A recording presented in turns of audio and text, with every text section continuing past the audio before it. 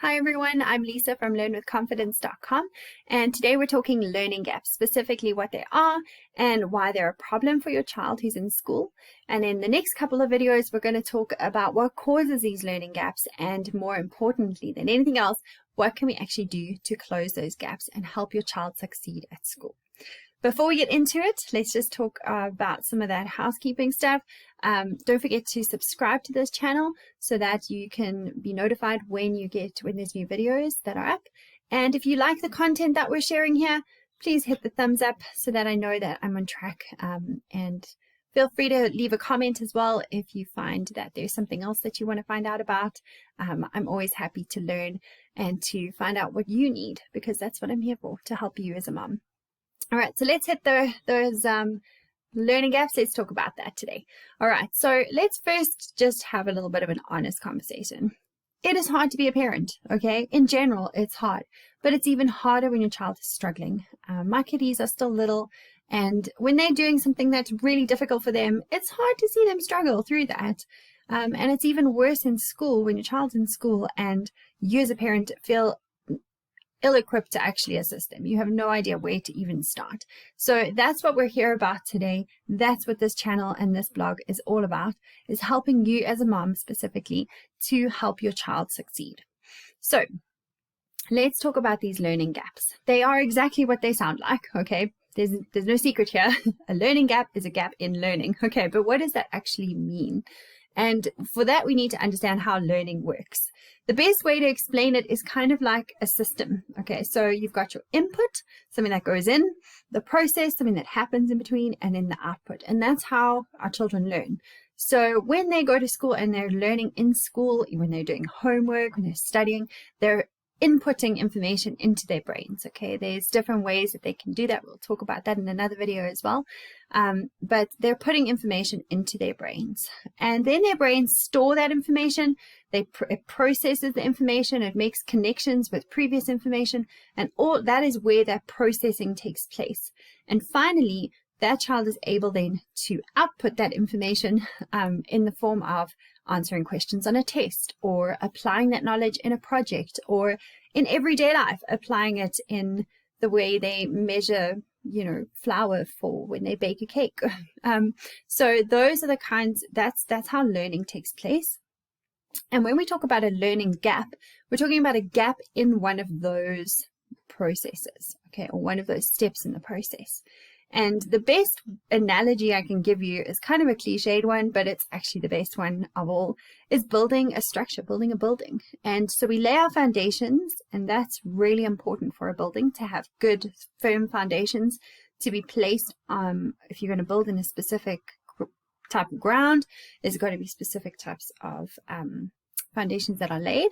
And then after that, we start building layer by layer. The brickwork needs to be in place.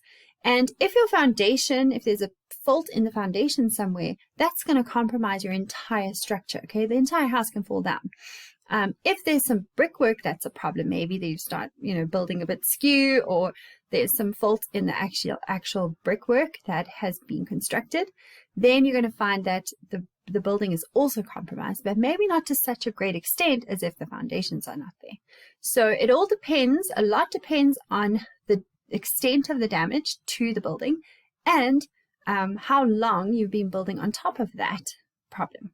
And that's exactly the same for learning gaps. So when we talk about how severe a learning gap is, we're looking at how bad is the damage, how big is the gap that you're experiencing, and how long have you been building on that gap, okay? Because that's going to influence how severe it is for your child. So why these are a problem is obviously because if there's some sort of compromise in your child's learning, then it's going to affect everything. Okay, so one small tiny gap in maths, for example, might mean that your child doesn't understand fractions so well.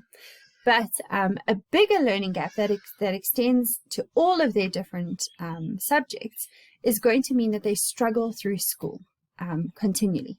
And if they struggle in grade 4, for example, or they haven't learned how to study, that's a nice example.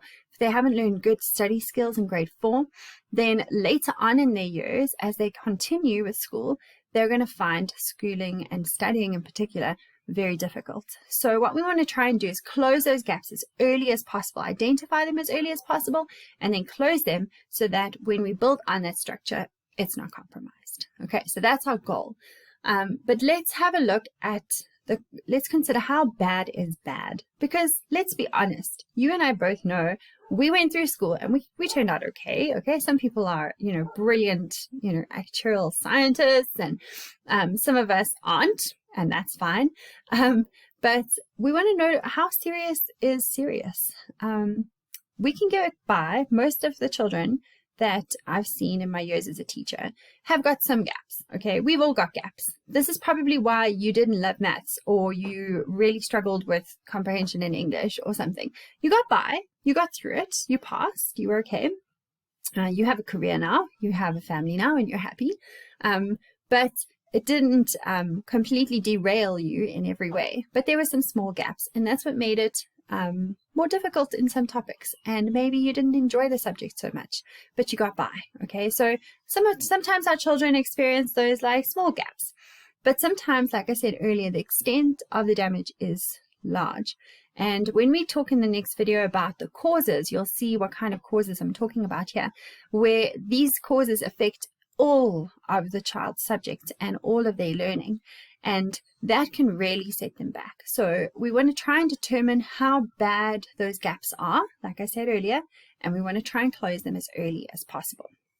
All right, so in the next video, we're going to look at those causes, and in the following video, we're going to talk about what we can actually do, the practical things we can do to actually close those gaps. I hope this info has been a little bit helpful for you today, and if it has been, don't forget to hit the like button, the thumbs up, and don't forget to subscribe as well.